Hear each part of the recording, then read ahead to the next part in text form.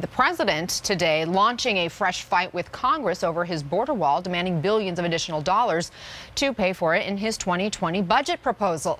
A White House official tells CNN President Trump will ask lawmakers on Monday for at least $8.6 billion in new wall funds in that proposal. And I want to remind you, that's roughly $3 billion more than Trump asked Congress for just a few months ago, and lawmakers said no. The standoff led to the longest government shutdown in U.S. history before the president eventually declared a national emergency to try to get the funds. Let's bring in CNN's White House correspondent, Boris Sanchez. Boris, where exactly does the president plan to get this money? Where are the funds coming from? Is he having to rob Peter to pay Paul? Well, Anna, some critics certainly feel that way. This budget calls for a 5% reduction in spending from all federal agencies except those tied to defense. The president actually wants a $35 billion increase in defense spending from last year, and he's specifically asking for $8.6 billion in funding for his long-promised border wall. It's actually the first time the Trump administration is asking for border wall funding from more than one source. He's asking for $5 billion from Customs and Border Protection and another $3.6 billion from military construction funds over at the Pentagon. And he's asking for an additional $3.6 billion basically to reimburse money that he's spending through his national emergency declaration. The president essentially trying to ask Congress to approve of money that he went around them to spend. Democrats aren't very happy about this. Leadership in Congress, House Speaker Nancy Pelosi and the Minority Leader Chuck Schumer put out a joint statement. They write this, quote, President Trump hurt millions of Americans and caused widespread chaos when he recklessly shut down the government to try to get his expensive and ineffective wall, which he promised would be paid for by Mexico. Congress refused to fund his wall and he was forced to admit defeat and reopen the government. The same thing will repeat itself if he tries this again. We hope he learned his lesson. So both sides are gearing up for what will be a nasty fight, one that could potentially lead to a third government shutdown within the Trump presidency, Anna. And Boris, the president this weekend also lashing out at a conservative Republican commentator who recently criticized President Trump's lack of progress on the border wall. Yeah, that's right. And Coulter, somebody who is one of President Trump's earliest supporters.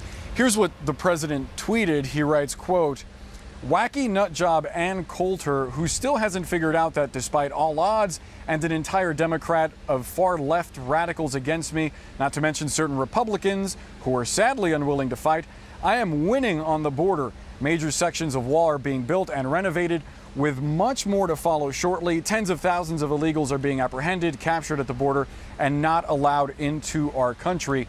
He's sort of responding to things we've heard from Ann Coulter since the government shutdown, when she called President Trump the biggest wimp to ever serve as president of the United States. She was critical of his State of the Union address as well.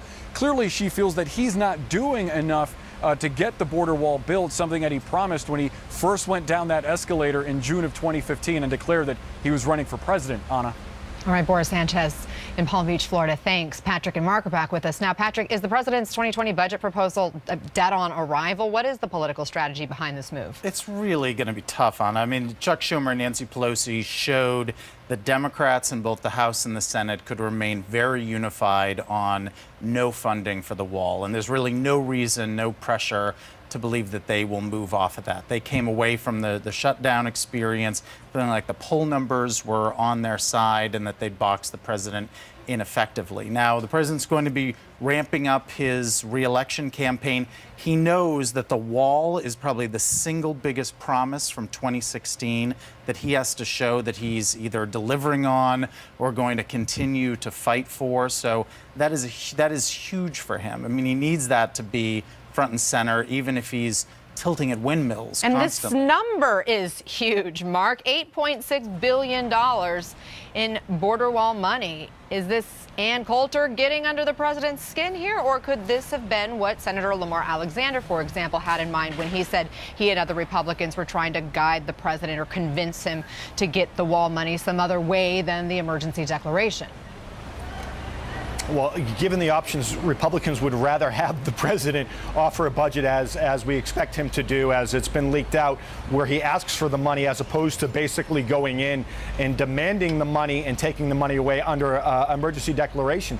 This is a political problem for some Republicans, especially when they're running in 2020. The president has taken money using this emergency declaration in a very questionable way. Now, he's not going to get the money that he's asked for in this budget. Democrats control the House. They have enough votes in the Senate to try to stop stuff from going through. The president's going to make this a campaign issue, and really the irony in all this is that the president could either win re-election or he could lose re-election, perhaps on the one issue of that being the wall. It has so generated so much anger, so much buzz on both sides. It has inflamed those who think that it should be built, and it certainly has inflamed those who don't think it should be built. And where I sit here right now in Austin, Texas, I can tell you that most, if not all, the folks at this gathering, they don't want the wall built. So it will be interesting, as we see over the coming months, how the president tries to play this out. But not only is he going to be fighting with Democrats, he'll be fighting with Republicans as well over the next year in this budget.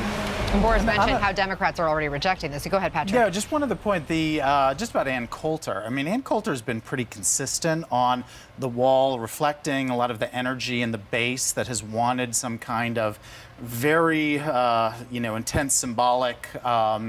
Not just symbolic, but a real effort for physical structure on the immigration. Border. It's President Trump who has been flip-flopping on Ann Coulter. I mean, as we remember, before the shutdown in December, when Ann Coulter started going after him, he got very nervous about that, and he was at one point sort of looking to do a real deal with Democrats on border security, and it was Ann Coulter and others, certainly on the right and the far right, who kind of sort of scared him back into submission. And now him coming out, I mean, that's the thing. When he goes to the nicknames, as we all know by this point, someone has gotten under his skin, and he's just going to, that kind of cartoonish behavior. But it, in his mind, it works. But it does show her getting under his skin and him flip-flopping on that. Patrick Healy, Mark Preston, good to have both of you. Thank you.